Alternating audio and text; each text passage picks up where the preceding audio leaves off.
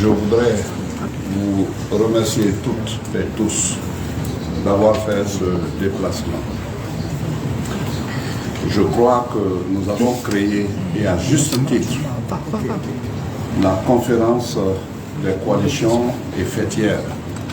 Je dis à juste titre, parce que beaucoup ne réalisent pas que ça nous évite des écueils. C'est à la fois flexible, mais c'est aussi d'une logique qui est vraiment palpable. La logique d'abord, c'est que quand nous sommes saisis différemment, c'est-à-dire chaque coalition est saisie d'un document du ministère de l'administration du territoire ou de toute autre origine du gouvernement, s'il n'y a pas une structure telle qu'on a aujourd'hui, chaque coalition répondra à sa manière.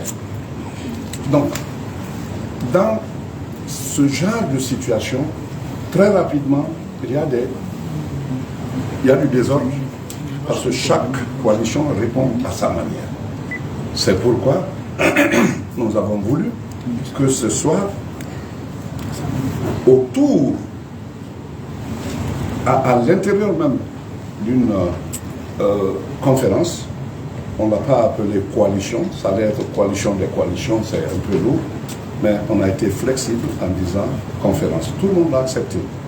Au moins où on peut s'entretenir pour voir s'il n'y a pas de divergence fondamentale entre nous pour la réponse. C'est ce qui s'est passé, c'est ce qui est à l'origine de la création, n'est-ce pas, de cette conférence.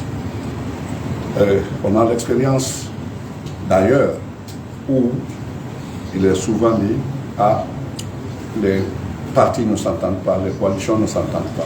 Il peut y en avoir. Mais ici, chez nous, tel qu'on l'a abordé là, s'il y en a, c'est résiduel.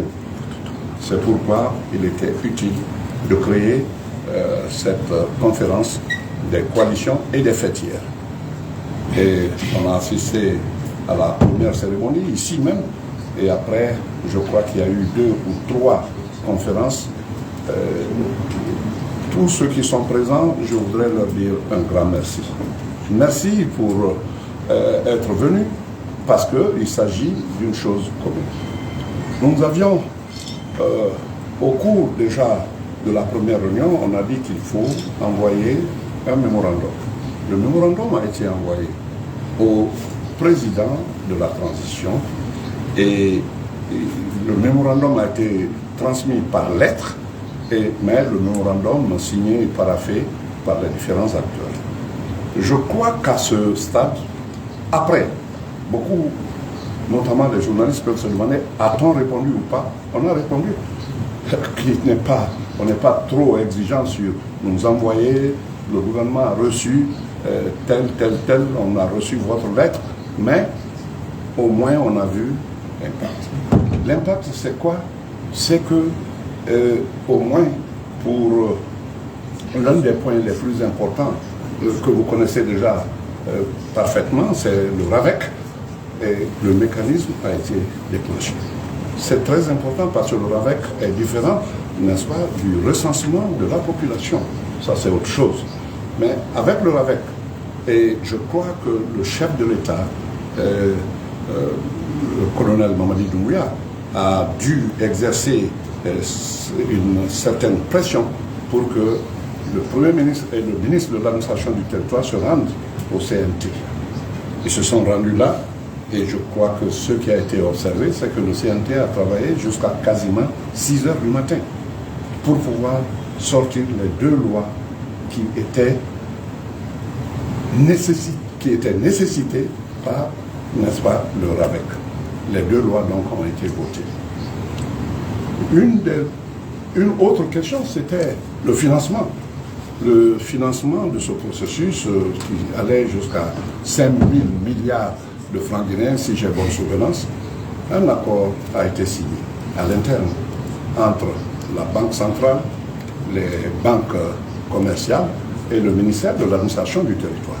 On peut en parler pendant les débats.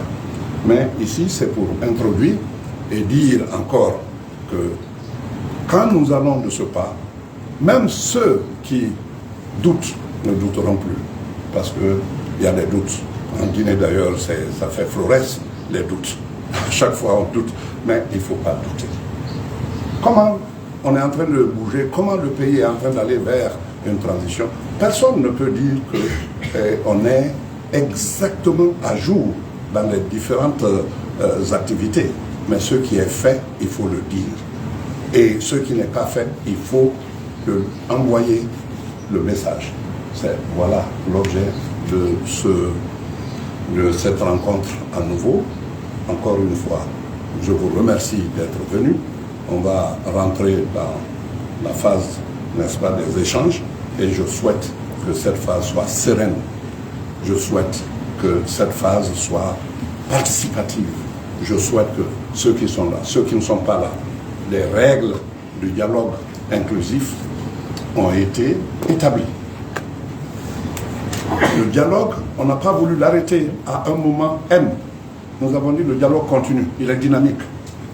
Et cela suffit pour que les autres comprennent que la porte reste ouverte. Je m'arrête là en vous souhaitant la bienvenue. Merci. Merci.